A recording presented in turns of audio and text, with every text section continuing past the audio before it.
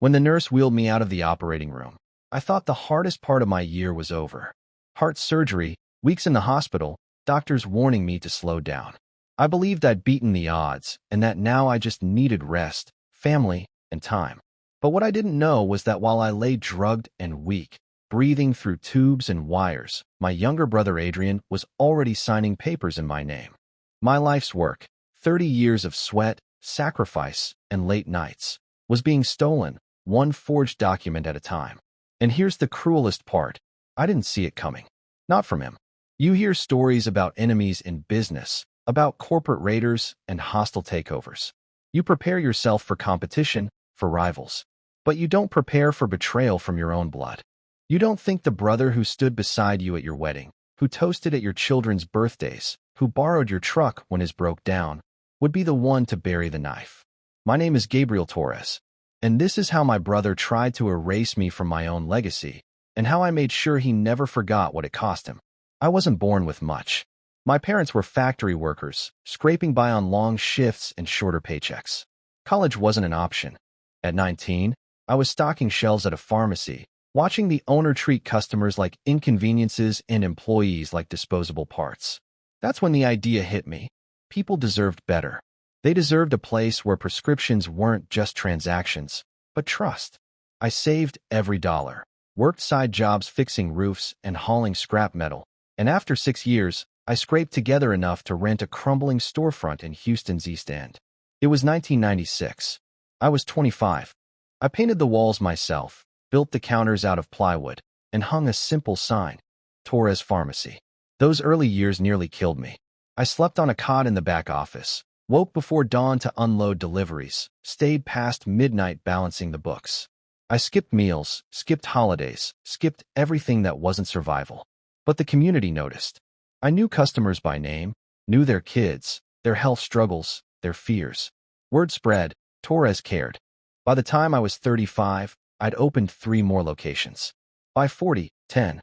I had 50 employees, most of them locals, many of them people who'd never been given a shot elsewhere. I wasn't just running a business, I was building a family. And like any family, I wanted my own brother beside me. Adrian was 7 years younger, the golden boy. Where I was sweat and grit, he was charm and polish. He got the degree I couldn't afford, studied business, and when he graduated, I offered him a position in the company. Not because he earned it, though he was smart, I'll give him that, but because I wanted to share what I'd built. At first, it worked. He modernized some processes, smoothed supplier negotiations, dressed sharp in meetings where I still wore work boots. Customers liked him. Employees liked him. He called me the engine, and himself the steering wheel. I believed him. But cracks started to show. Adrian spent freely, company cars, corporate dinners, renovations that felt more like vanity projects. He insisted on expansion into neighborhoods I didn't trust, talking about image instead of community. Still, I brushed it off. He was young. He'd learn. Then came the heart attack. I was 52, standing in aisle 3 of our flagship store, talking to a longtime customer about her grandson's asthma medication. My chest clenched. My knees buckled. The next thing I knew, I was in an ambulance, sirens screaming above me. Triple bypass. Weeks in the hospital. Months of recovery. The doctors told me, Gabriel, you can't keep living like this. Slow down or it will kill you. So I did what any man who thought he had a loyal partner would do. I handed Adrian the reins. I signed a power of attorney for day-to-day operations, assuming it would be temporary. I trusted him to keep the ship steady while I healed. Trust. The most dangerous currency. The first hint that something was wrong came in the hospital. A supplier I'd known for 20 years called me directly, asking why his invoices were being rerouted to a new management office in downtown Houston. I brushed it off. Maybe Adrian was trying something new. Then an old employee, Maria, visited me and nervously asked why her health insurance paperwork had changed. She said the new forms bore my digital signature, but the language was different. She asked if I was sure I wanted to cut certain benefits. My head spun. I told her to send me the forms. When I opened the email, my stomach dropped. It was my signature. Perfect. Too perfect. Because I knew exactly how my hand shook slightly on the G after the heart surgery, how the loop on my T never quite closed. This signature was flawless. Artificial. A copy. Adrian wasn't managing the company. He was rewriting it. But lying in a hospital bed, wired to machines, I couldn't storm into the office. I couldn't tear the papers apart. All I could do was breathe, pretend, and wait.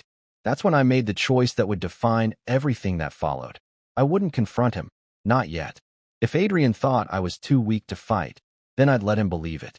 I'd let him play his hand, expose his greed, and dig his own grave. Because when the time came, I wouldn't just take back what he stole. I'd make sure he lost everything he built with it. And that's where I'll leave you for now. Because what I uncovered next, the shell companies, the boardroom deals, the knife twisting deeper than I imagined, turned brotherly betrayal into something darker. Backhand index pointing right, tell me in the comments. If your own sibling betrayed you while you were lying in a hospital bed, would you forgive them or make them pay? And don't forget to subscribe, because in part 2, the mask slips and Adrian's real plan comes into focus. They tell you when you go under the knife that your life will be measured in small things afterward. A slower walk, a deeper breath, a schedule for pills. They don't tell you that while you're learning to count your steps again, someone can count your signatures and decide you don't belong in the story you wrote. When the nurse rolled me back to the ward after they pulled out the last tube, I slept for hours with machines hissing at my side. Waking up was a slow, suspicious thing, like surfacing somewhere unfamiliar. Very quickly, it became clear that Adrian had not been idle. He was running the company, all right, but he was running it like a man who'd discovered a new kingdom, not a caretaker in temporary charge. Contracts were shifted to a downtown LLC with a name I'd never heard. Invoices that used to be marked Torres Pharmacy, Flagship, now read Torres Holdings, Management. Payroll lines had been altered. Supplier addresses changed. A few small things, each one explainable. Together, the pattern screamed a plan. First, the employees. Maria had been my morning anchor for 10 years. She knew where every bottle was on the shelf, which insurance company needed what code. When she walked into my hospital room, clutching a stack of forms, she looked 15 years older. Her voice was a whisper. They changed my plan, Gabe. They cut my dental, cut the family coverage for the kids. I signed because the guy at HR said it was temporary. He said it was what management asked. I asked for the email trail. She sent it. The headers showed a corporate account. Operations at Torres Holdings. Com. The signature at the bottom read my name. The HTML embedded the same address. It was neat, sterile, the sort of professional forgery that wasn't blundering. It was crafted. Then came the bank alert. I'd insisted on watching our accounts for decades. I didn't have a finance degree, but I knew cash flow like other men knew their children's birthdays. A longtime supplier called and asked why payment requests were redirected to a separate escrow account. A suspicious wire to a car dealer.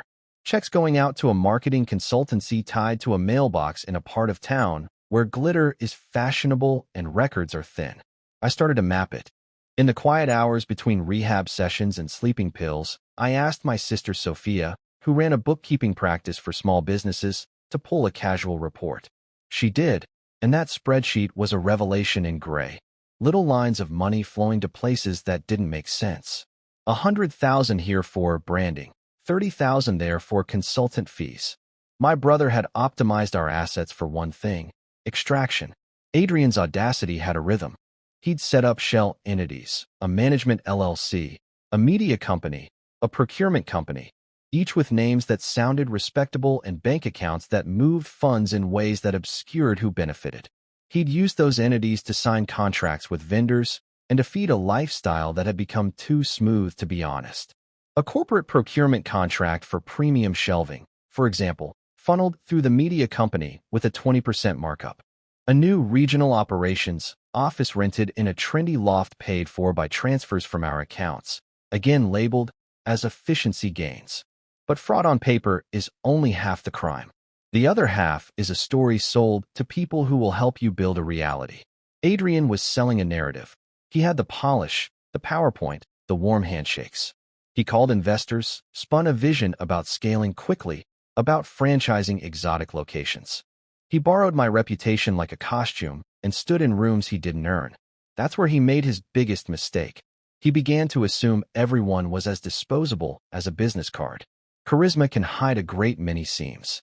It cannot, however, cover signatures, banking trails, and human memory. The nodes of his life were people I'd never have expected to help me. The vendors who'd been stiffed for months, They'd call me in secret, furious and embarrassed. The HR clerk who'd been shuffled between my stores and the new management office? She showed me a copy of an authorization form allegedly approved by me to transfer benefits. The signature wasn't mine. The initials on the document were smudged in a way I recognized, a perfect, practiced facsimile. I hired help, quietly. Not the flashy investigators that make good headlines, but a steady, discreet investigator named Luis who smelled like coffee and patience. Luis watched Adrian's downtown office, traced the mailbox numbers, photographed men who signed for packages, and kept careful logs. He found receipts that linked Adrian to extravagant personal purchases, but more important, he found a memo, an internal operations memo, instructing finance to route certain payments through the newly created procurement company. The memo bore my name, but the metadata in the file showed it was created and last modified by Adrian's user account. Someone on Adrian's team had been learning how to fake permanence. I didn't move then. I could not. I could not because the power of attorney I had signed, the one that was supposed to be a temporary convenience, included a clause that Adrian used like a lever. He'd quietly herself gone to the city registrar and filed amendments to corporate bylaws that consolidated executive authority under a temporary emergency provision. A lawyer's sleight of hand. He called meetings, brushed off absences, and claimed my signature on minutes I had never initialed in person. So I played the part one had to play. I was the recovering CEO, gray, quiet, gracious for the help. I let others rally to Adrian, because the more attention he took in the present, the more mistakes his attention would create in the ledger. I also started planting small, deliberate probes. A man cheats because he assumes he won't be watched. Adrian assumed that too. He didn't double-check vendors. He didn't think a hospital bed would have a view into his accounts. He didn't think the woman who used to count cash tips at our corner store would remember a handwriting flourish. But people remember what they know, and they talk, especially when power shifts begin to smell of fear. One afternoon, while my therapist suggested light walks, I had a visit from Carl, our longtime supplier. He came with a paper envelope and the sort of guilt that sits like ash. Inside were unpaid invoices and a note. You asked me not to push. His company had been patient for 3 decades. They were not patient forever. He's been giving me checks that bounce after 30 days, Gabe. He says you okayed the terms, Carl said. He didn't want to cause trouble. He wanted to be paid. I gave him my word I'd straighten it. It was a lie at the moment, but it bought me his trust. Maria and a few other employees began to whisper about changes Adrian made in personnel policies, about benefits that were cut and then temporarily reinstated. I started keeping a journal. Dates, times, words quoted as precisely as possible. The habit seems dull when you're writing it down in a lined notebook, but those specifics are what a judge and an auditor hold like a lens. There was another thing I learned. Greed tends to breed sloppy bureaucracy. To maintain appearances, Adrian needed more paperwork, more friendly faces in HR, more consultants to explain why the company needed to splurge on image rather than the basic operational stuff. Each consultant needed an invoice. Each invoice created a map, and a map can be followed. My sister Sophia introduced me to an old friend of hers, an attorney who specialized in white-collar family business disputes, Ana Reyes. Anna's office smelled of books and mint tea, and she had a way of moving through a problem like she was tidying stubborn facts. She didn't promise fireworks. She promised process. We don't take this to open court yet, she said, tapping her pen. We collect, we stabilize, and we let the law do its quiet work. You do not want to spend a year being portrayed as an old man who's lost it. That was the unglamorous truth I needed to hear. The best revenge is often invisible until it isn't. With Anna and Luis and Sophia and a few trusted managers who still kept loyalties to the old pharmacy family, I constructed a ledger of discrepancy. The bank flags, the shifted invoices, the shell company registrations, the internal memos created under Adrian's login. We pulled a handwriting expert to compare my hospital signature with the disputed documents. The report was clinical. The digital metadata for the memo I'd never made showed activity at 2:17 a.m. on a Saturday from a computer assigned to Adrian. I'll be honest, there were times when I felt filthy doing this. Spy work is a dishonorable art, in a way, because it forces you to become the sort of person you despise, patient, cold, waiting. When friends called to ask why I wasn't taking it to the board, I'd smile and say, "It's complicated. There's paperwork." It was a lie, but a useful one.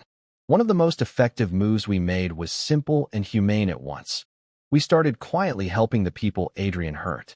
We paid a contractor a portion of what he was owed, not as charity, but as an investment in testimony. We helped Maria cover her family's medical copay for a month. Small kindnesses like that buy loyalty, but they also create a network of people who will not be easily cowed by a show of power. Then came the near miss. Adrian scheduled a board meeting, ostensibly to discuss expansion and to finalize a management restructure. He called it an executive streamlining. He circulated an agenda that included a proposal to formalize his role as interim CEO with emergency powers, citing my health and unavailability. He'd spoken to a few of the newer board members, flattering them, promising stock option sweeteners, stock units contingent on signing his plan. He had the charisma of a man who thought himself inevitable. Anna read the agenda and frowned. This is the sort of meeting you cannot let go into play without a counter.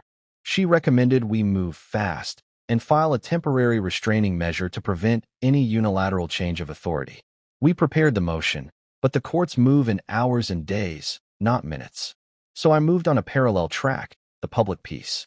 If Adrian wanted legitimacy from the outside, from investors, from municipal planners, from bankers, then the best place to expose him was where those people listened. A formal board vote and an investors' conference scheduled 2 weeks after the meeting. Adrian had chartered a presentation for potential franchisees and had invited some investors to view his vision. The more public the stage, the more precarious a liar becomes. I told Anna to notify the company's bank of suspicious activity and to place temporary holds on transfers pending review. I asked Luis to keep a close watch on Adrian's downtown office. I asked Sophia to prepare a clean financial narrative that showed the discrepancies without emotion.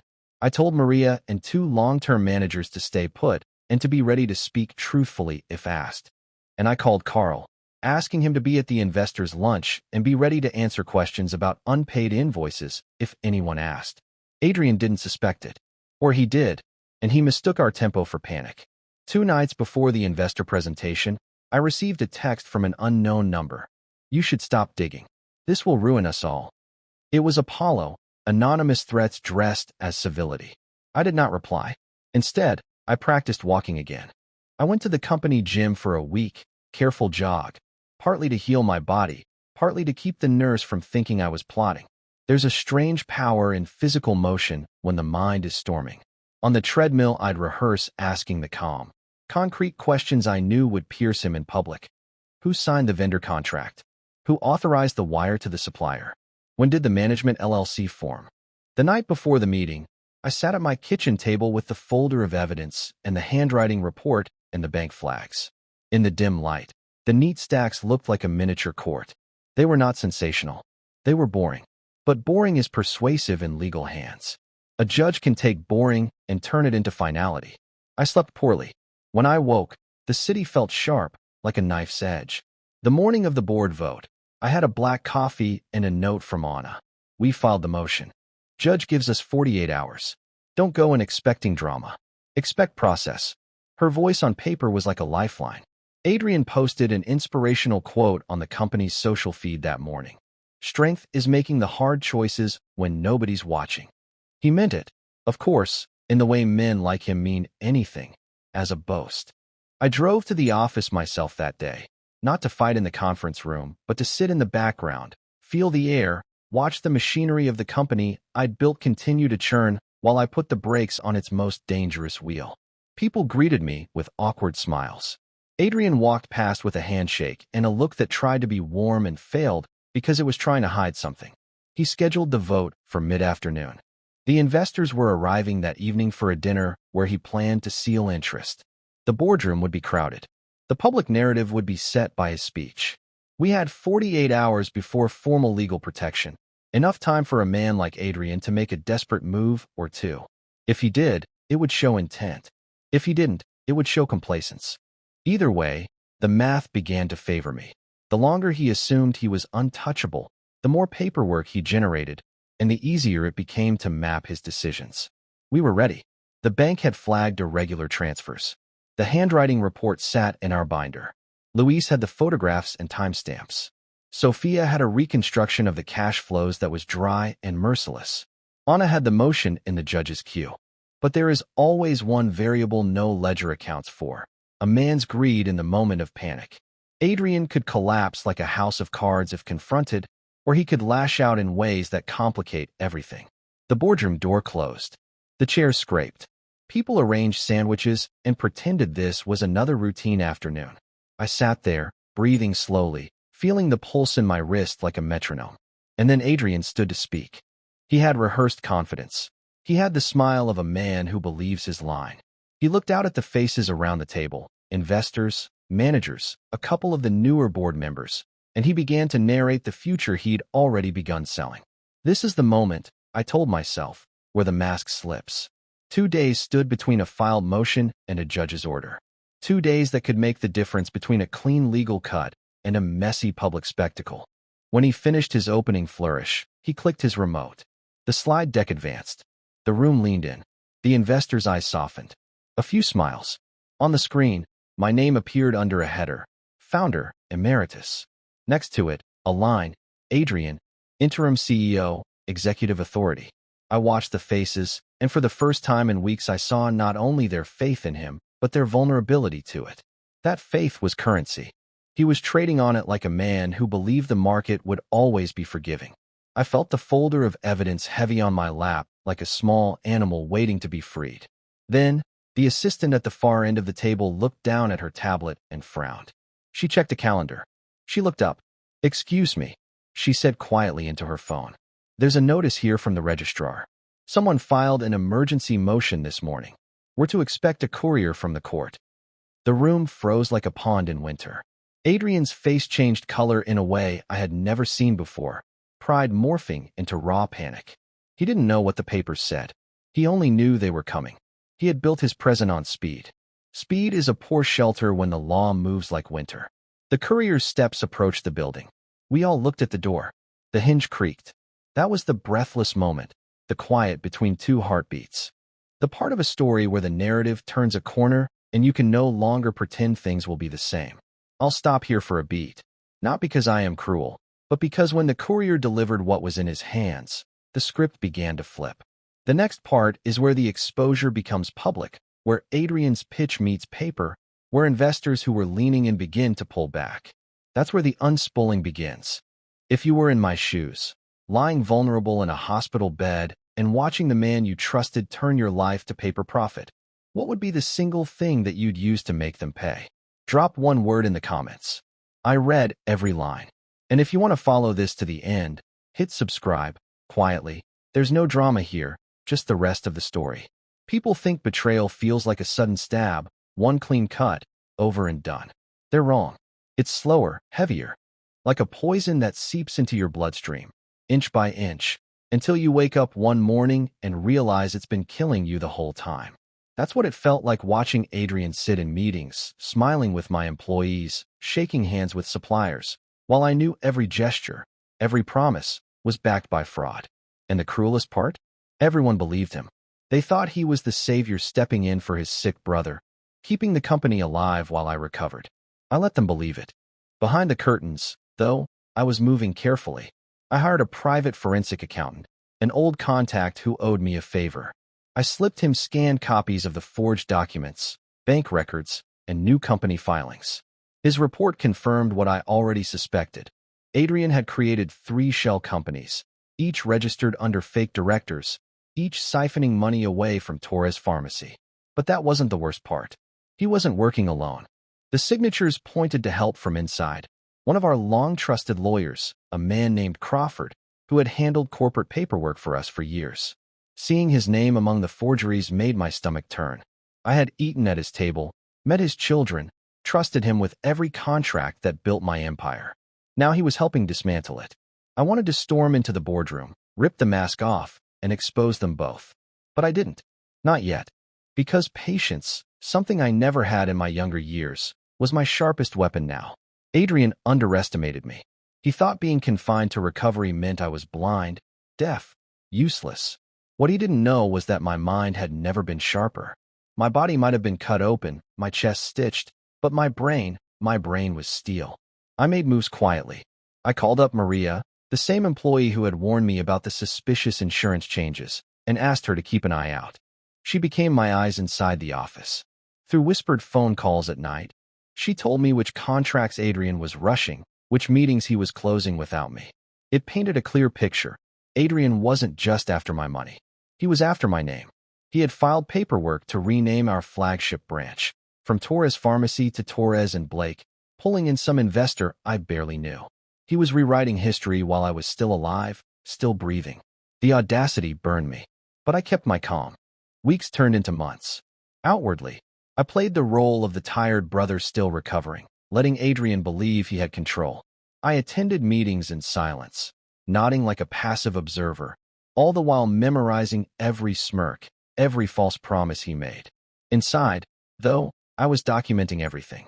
Copies of the altered contracts, screenshots of Adrian's shell companies and their bank accounts, secret recordings of meetings where Adrian slipped, bragging about modernizing the company, testimonies from employees quietly watching him bleed the business dry. Each piece was another nail in his coffin. But one night, as I sat in my office surrounded by files, I discovered something that made my blood run cold. Among the stolen documents, there was one that stood out. A draft agreement to sell off half the company, my company, to an out-of-state pharmaceutical conglomerate. The signature line had my name, already forged. The sale was scheduled for just 2 months away. Adrian wasn't just trying to edge me out. He was preparing to erase me completely. If that deal went through, the legacy I'd built from dust would no longer be Torres Pharmacy.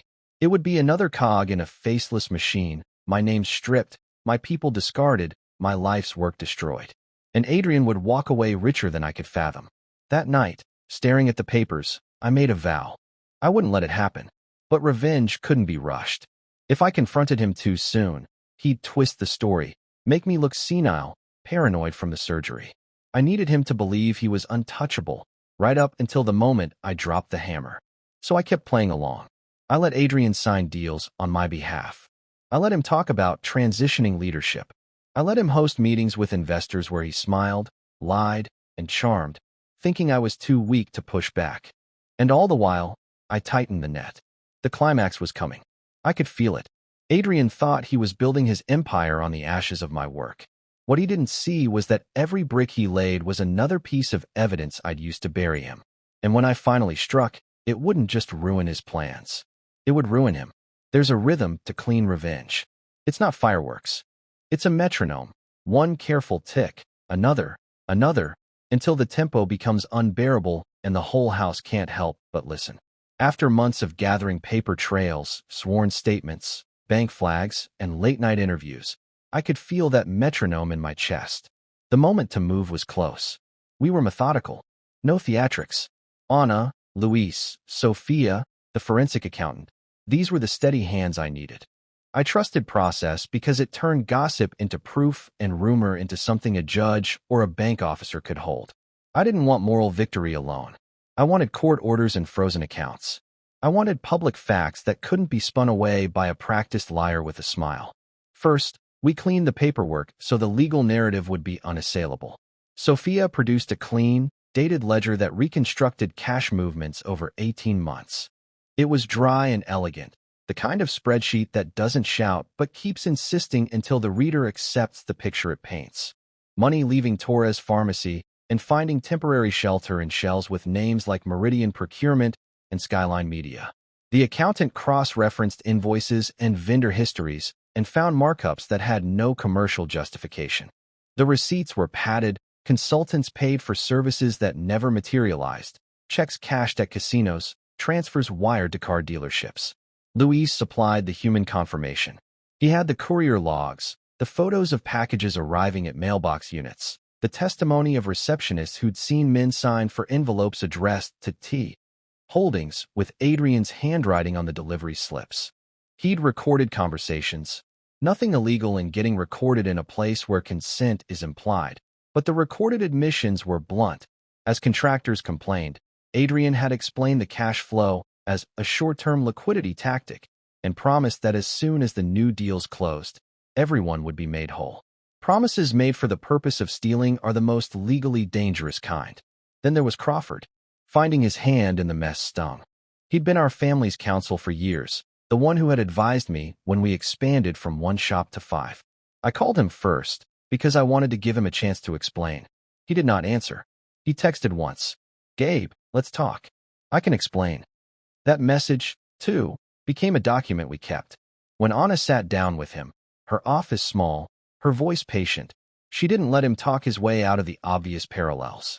He stuttered and then, as men do when cornered, began to make excuses. He admitted to preparing corporate minutes and documents on Adrian's direction, but insisted he'd trusted Adrian to act in the company's best interest. His words were a thin armor. He was supposed to be part of our family's scaffolding. The discovery that he'd filed documents through a proxy firm to obscure payment paths made him complicit, whether he'd intended that when he first signed the drafts or not. That confession was the pivot.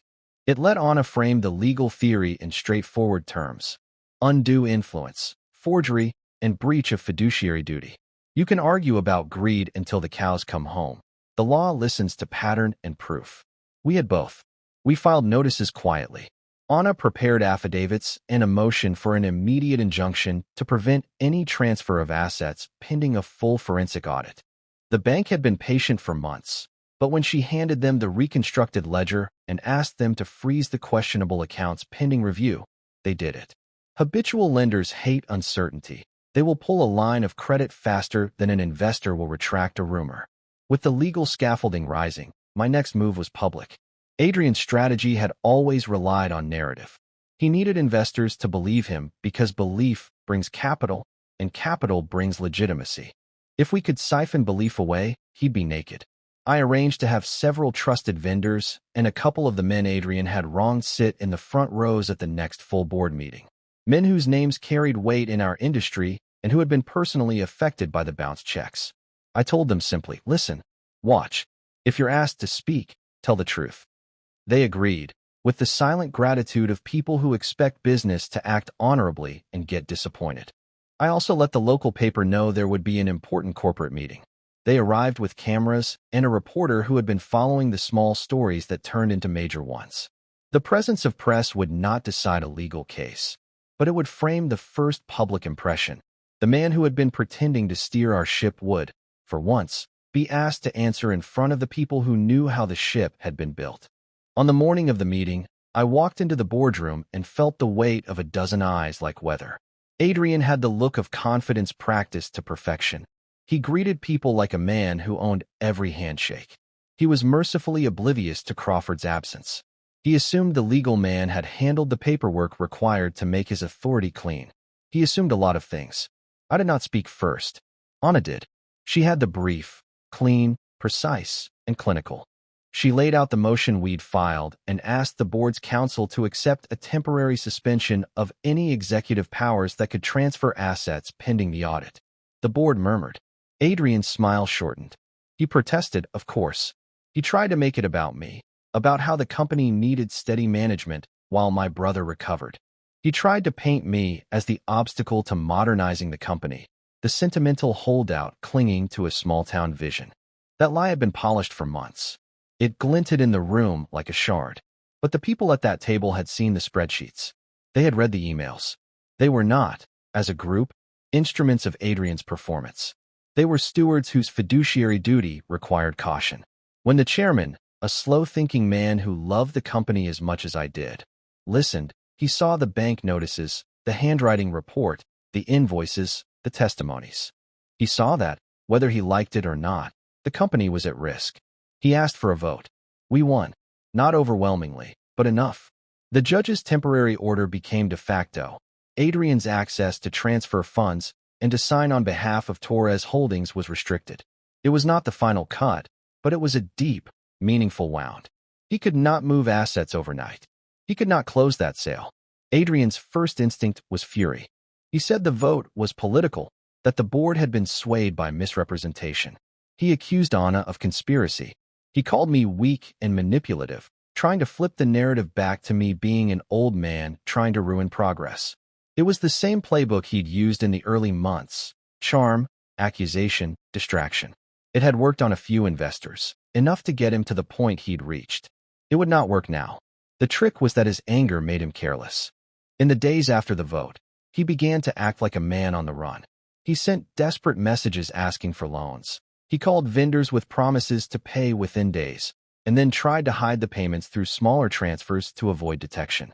He made deals in the dead of night, contracts signed in cafes, verbal agreements with men who needed cash now, not paperwork later. I imagine he thought that movement would solve the stasis the court order imposed. It didn't. It only created more paperwork to map. And then there was Crawford's panic. Once a man who handled forms for a living realizes he's implicated, he doesn't think clearly. He tries to move files, delete metadata, scrub the trails he left. But digital records are stubborn. Logs, timestamps, IP traces. When Anna and Luis subpoenaed Crawford's emails, they found patterns, messages to Adrian, draft minutes with revised signatures, a scanned copy of a power of attorney that Crawford claimed he'd never notarized in person. He messaged Adrian, pleading to reconcile and keep things quiet. He even suggested staging a meeting with me that would clarify misunderstandings. These were the emails a court loves because they're direct and they're human. I watched another mistake form and waited to see it fall. A banker in the chain, worried about the audit's heat, called an urgent internal review. That review flagged certain outgoing wires that had been routed through foreign payees. The bank froze the funds. Suddenly, transactions Adrian had assumed were casual were now in a spotlight. Investors were notified. Reputation, which he'd spent so long building, evacuated the room like wind. Public opinion was shifting. Men in the industry who used to nod and smile at Adrian now cleared their throats and asked him, in private corners, for answers. Those are the dangerous moments, when a man sees the path out of his own making start to crumble beneath his feet, and he starts to flail. He flailed in small, telling ways. He offered to resign as a gesture of cooperation, but his resignation was conditional. It needed to be accepted before the audit, or else he'd claim the audit was a coup. He threatened lawsuits. He called the press himself and accused us of a smear campaign. He tried to buy loyalty with cash advances. He threatened to call his lawyer and file a countersuit for defamation. Those threats were theater. They were meant to put me on the defensive. But theater requires an audience. When the bank's auditor called the board to discuss the frozen funds and the bank's own suspicion that some invoices had been fabricated, the room listened. It is hard to deflect when a bank is saying it suspects criminal financing irregularities. That was the second critical move, bring the regulators into play. Anna had, quietly and with the necessary restraint, alerted a regulatory lawyer about the suspicious transfers. Regulators move slowly, methodically, but when they arrive, they do so with subpoenas and audits that have teeth. The company's accounts were already under review. The auditors requested source documents. Adrian couldn't produce what the auditors needed. He had relied on smoke and process. Auditors require ledgers. We increased the pressure in other ways that felt small but were meaningful. I re-established relationships with a few of our oldest clients and suppliers. Their letters of support for the company's original stewardship helped to counteract Adrian's narrative in public. I personally called a community charity we'd supported when the pharmacy sponsored a clinic, and the director agreed to provide a statement about the company's cultural value and the way we had always been anchored in service, not flashy expansion. These were not legal weapons. They were reputational sandbags that made it harder for Adrian to present himself as the savior. Then, the night before the big investors' dinner, the one Adrian had been counting on to relaunch his pitch and draw in new capital to complete the sale he drafted, something finally broke in his composure in front of the right people. We'd arranged for Carl and another contractor to be present as auditors from the field, men who saw the frayed edges of Adrian's promises. When an investor asked a pointed question about vendor payment histories, Carl stood up and asked, bluntly, "Has anyone seen payment in full for the new shelving?" There was a murmur. A junior manager produced invoices. There were gaps. A side conversation became a chain reaction. The investor called the bank. The bank said funds were frozen. The investor excused himself, citing fiduciary duty. Adrian's face went the color of bad coffee. He lunged to take control of the talk, but his words slurred. He misremembered contract dates. He promised to produce things he hadn't thought to prepare. The investors left. The dinner that was meant to close deals became a dispersal of people who wanted to wash their hands of entanglement. You could see the math happen in his expression. Capital out, options narrowed, pressure rising. This is the point where men get dangerous.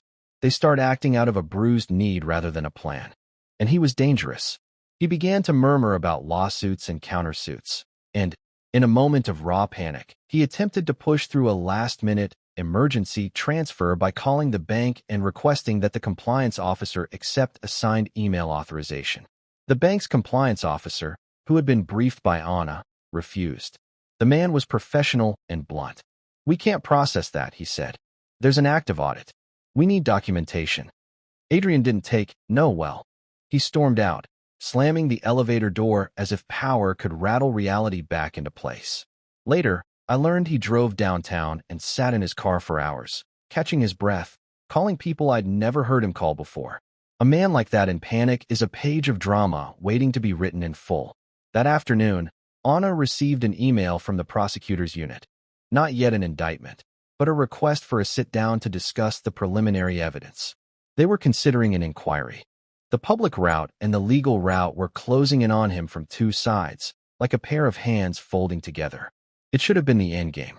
It almost was. But I'm not sentimental about the way these things end. You can win in court and still lose at a different altar. There are costs to everything. There was one move left that would make the victory public and irreversible. It would force Adrian into a confrontation not with one board or one bank, but with the very town and the people who'd believed in him. The people he'd treated as collateral. I can't say more about that final stage here without ruining the scene. Suffice to say, I set it up to happen at the company's annual general meeting. I asked the board to make the meeting webcast because transparency benefits the truth. I suggested civil questions be submitted in advance because that would pressure him into showing his reconcilement or doubling down.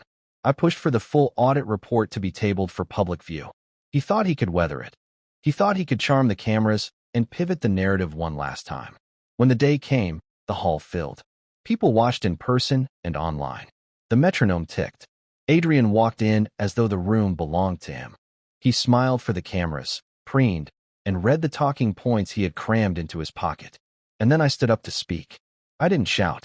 I didn't throw accusations without foundation. I laid out the facts, the invoices, the emails, the memos. I presented the bank's letter.